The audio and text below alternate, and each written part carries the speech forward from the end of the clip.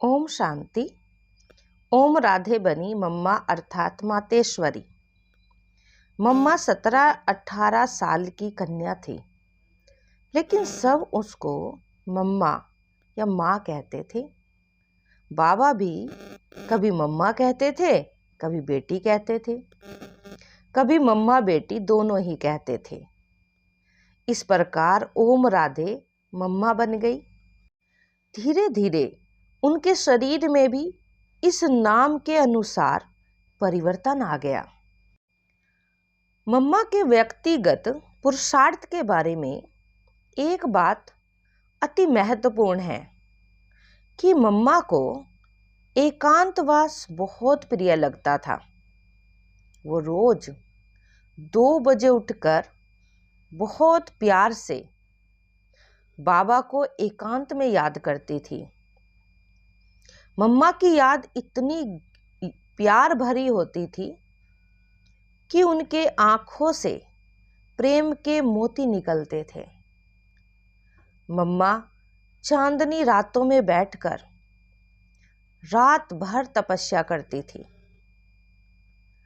बाबा की लौकिक पत्नी जसोदा माता भी मम्मा को मम्मा कहती थी और मम्मा की गोद में जाती थी। इनके बीच में बहुत अच्छे और अति मधुर संबंध थे, क्योंकि जब जसोदा माता मम्मा को देखती थी तो उनको भी लक्ष्मी का साक्षात्कार होता था। उनका भी बाबा पर और बाबा के महावाक्यों पर दृढ़ निश्चय था। बेगरी पाठ में मम्मा बाबा का जो पाठ था वो आश्चर्यचकित करने वाला और अवर्णनीय था।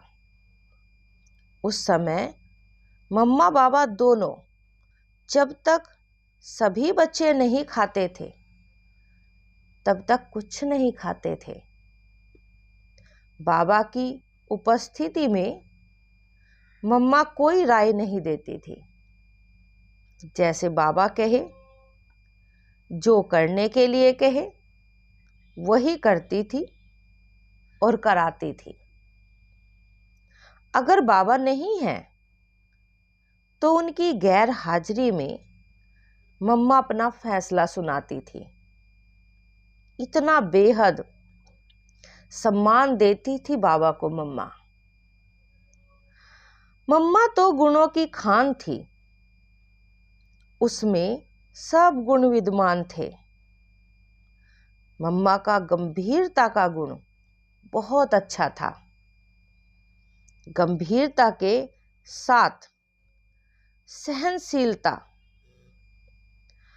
और धैर्य, इन तीनों गुणों को अगर अपने जीवन में धारण करने का और व्यवहार में लाने का हम ध्यान रखें तो मम्मा के हम भी बच्चे सपूत बच्चे सिद्ध हों।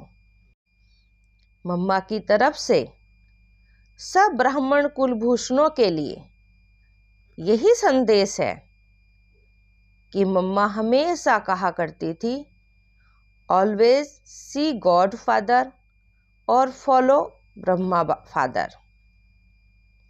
तुम बच्चों को परफेक्ट बनना है तो सदा शिव बाबा को ही याद करो, उनकी श्रीमत पर चलो और ब्रह्मा बाबा का अनुसरण करो।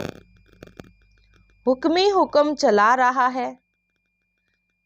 कभी शिव बाबा पर संशय में नहीं आओ, संपूर्ण निर्विकारी बनो। ओम शांति।